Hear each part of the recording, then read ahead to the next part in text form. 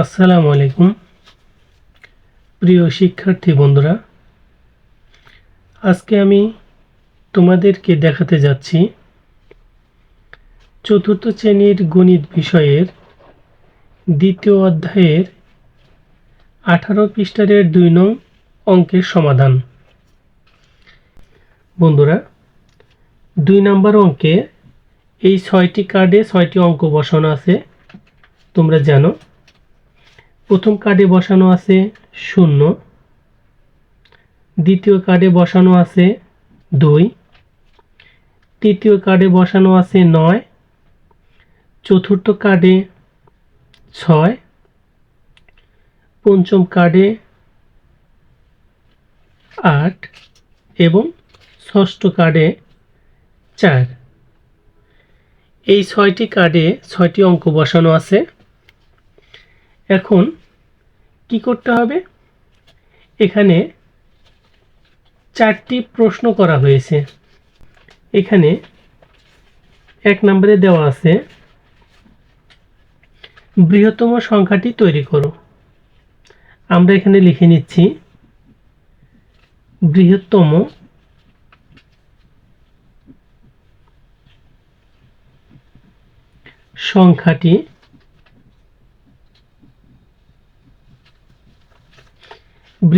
সংখ্যাটি হলো, এখানে আমরা বৃহত্তম সংখ্যা বলতে সবচাইতে বড় সংখ্যাটাকে বুঝি।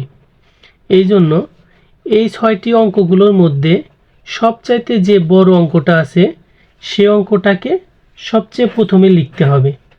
এই অঙ্কগুলোর ভিতরে সবচেয়ে বড় আছে 9, আমরা 9টাকে লিখে নিলাম। এরপরে আছে 8, আমরা 8টাকে লিখে নিলাম। 8-এর পরে 6, 6-এর পরে 4, তারপরে আছে 2 এবং সবশেষে আছে 0। 1 2 3 4 5 6। এই 6টি অঙ্ক দিয়ে আমরা বৃহত্তম সংখ্যাটি তৈরি করে নিলাম। এরপরে 2 নম্বর অঙ্ক আছে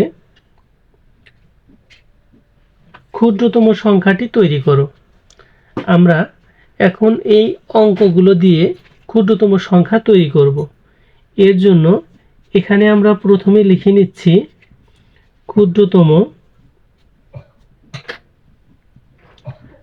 সংখ্যাটি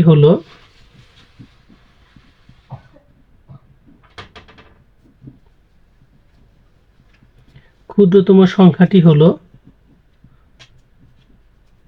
আমরা জানি ক্ষুদ্রতম মানে হচ্ছে ছোট, অর্থাৎ আমাদের এখানে ছোট সংখ্যাটি তৈরি করতে হবে। এখানে বন্ধুরা একটা বিষয় লক্ষণীয়, সেটা হচ্ছে এই অঙ্কগুলোর ভিতরে সবচাইতে ছোট অঙ্ক হচ্ছে 0। কিন্তু এখানে যদি আমরা প্রথমে 0 দিয়ে কোনো সংখ্যা গঠন করি তাহলে সেই সংখ্যাটি সঠিক হবে না। কি করতে হবে? 0টাকে প্রথম অঙ্কে না রেখে এটাকে আমরা দ্বিতীয় অঙ্কে লিখব। এই জন্য 0 বাদ দিলে সবচেয়ে ছোট হচ্ছে 2। এরপরে যেহেতু 0টাকে বাদ দিয়ে রেখেছিলাম, একদম প্রথমে 0টাকে বসালে কোনো সংখ্যা গঠন হয় না। এই জন্য এবার আমরা 0টাকে বসাবো। এর চেয়ে বড় হচ্ছে 4, তার চেয়ে বড় হচ্ছে 6, তার চেয়ে বড় হচ্ছে 8, তার চেয়ে বড় হচ্ছে 9। অর্থাৎ আমরা যদি প্রথমে ছোট অঙ্ক বসাই এবং তারপরে যদি পর্যায়ক্রমে ধীরে ধীরে বড়র দিকে যাই তাহলে আমরা যে সংখ্যাটি পাবো সেটা হবে ক্ষুদ্রতম সংখ্যা। আর যখন আমরা বৃহত্তম সংখ্যা গঠন করব, প্রথমে আমরা বড় সংখ্যা বসাবো, তারপর ধীরে ধীরে পর্যায়ক্রমে ছোট অঙ্কগুলো বসাবো। আমরা তাহলে কি বুঝতে পারলাম? আমরা বুঝতে পারলাম বৃহত্তম সংখ্যা গঠন করার সময় বড় থেকে ধীরে ধীরে ছোটর দিকে যেতে হয়, আর ক্ষুদ্রতম সংখ্যা গঠন করার সময় কি করতে হয়? ছোট থেকে ধীরে ধীরে বড়র দিকে যেতে হয়। তবে একটা জিনিস অবশ্যই খেয়াল রাখতে হবে, 0 যদি থেকে থাকে তাহলে 0কে কখনোই প্রথমে বসানো যাবে না, কারণ 0কে প্রথমে বসিয়ে কখনো সংখ্যা গঠন করা যায় না। এরপরে 3 নম্বরে যে সমস্যাটা আছে সেটা হলো বৃহত্তম বিজোড় সংখ্যা তৈরি করো। তাহলে আমরা এখানে কি কাজ করব? এখানে আমরা বৃহত্তম বিজোড় সংখ্যা তৈরি করব।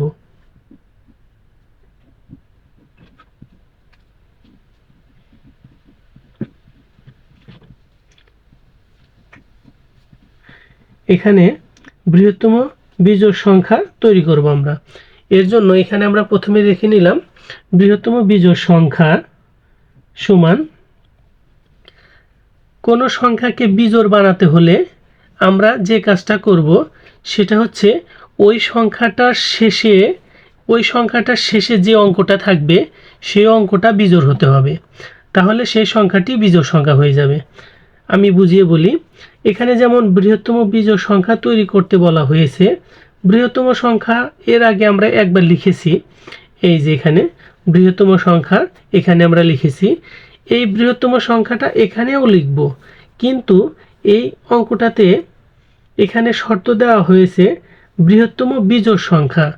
বৃহত্তম সংখ্যাটাও তো অবশ্যই লিখব আমরা, কিন্তু দেখতে হবে সেই সংখ্যাটা যেন বিজোড় হয়। এখানে যদি আমরা বিজোড় বানাতে চাই তাহলে এখানে সবশেষে বিজোড় অঙ্কটা হতে হবে। এখানে সবশেষে বিজোড় অঙ্কটা যদি আমরা বানাতে চাই তাহলে এই অঙ্কগুলোর ভিতরে বিজোড় অঙ্ক কোনটা আমরা পাচ্ছি? 9। এই 9টাকে বিজোড় পাচ্ছি, অর্থাৎ এই 9 অঙ্কটাকে একদম শেষে নিয়ে লিখতে হবে। বৃহত্তম সংখ্যা যেমন এখানে ছিল 9, 8, 6, 4, 2, 0। এখন এই সংখ্যাটা লিখব, কিন্তু 9টাকে বাদ রাখবো। কেন বাদ রাখবো? কারণ এই অঙ্কটাকে আমরা সবার শেষে নিয়ে লিখব। ঠিক এভাবে 8, 6, 4, 2, 0 আমরা 9টাকে বাদ রেখেছিলাম, এখন সবশেষে 9 দিয়ে দিলাম। কেন আমরা 9কে বাদ রেখেছিলাম? কারণ আমরা এটা বিজোড় সংখ্যা বানাবো। বিজোড় সংখ্যা বানাতে হলে সবচেয়ে শেষে অবশ্যই একটা বিজোড় অঙ্ক লাগবে। সবশেষে বিজোড় অঙ্ক ছাড়া বিজোড় সংখ্যা গঠন করা যায় না। এরপর 4 নম্বরে কি করতে হবে? 4 নম্বরে এখানে আছে ক্ষুদ্রতম বিজোড় সংখ্যা তৈরি করো। তাহলে আমরা এখানে লিখে নিচ্ছি ক্ষুদ্রতম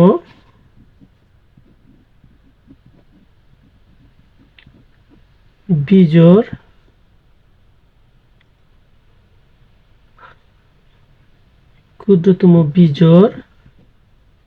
সংখ্যা।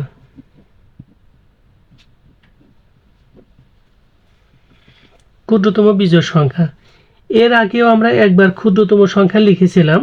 ক্ষুদ্রতম সংখ্যাটি ছিল 2, 0, 4, 6, 8, 9। এটাই ছিল ক্ষুদ্রতম সংখ্যা। আমরা এবার সেই ক্ষুদ্রতম সংখ্যাটাই লিখব, কিন্তু এখানে শর্ত হচ্ছে ক্ষুদ্রতম সংখ্যা তো হবেই, আবার শেষে বিজোড় সংখ্যাটাও হতে হবে। ক্ষুদ্রতম সংখ্যার সাথে এটা বিজোড়ও হতে হবে। এই জন্য এই সংখ্যাটা দেখব যে এটা বিজোড় কিনা।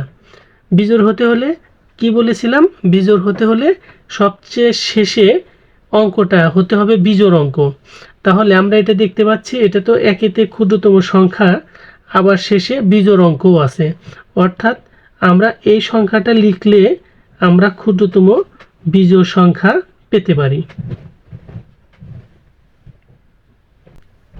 প্রিয় শিক্ষার্থী বন্ধুরা, এই চ্যানেলে তোমরা প্রতিনিয়ত এরকম সমস্যার সমাধানগুলো পাবে। এই জন্য চ্যানেলটিকে সাবস্ক্রাইব করে রাখবে, যেন কোনো সমস্যার সমাধান দেওয়ার সাথে সাথে তুমি পেয়ে যাও সবার আগে।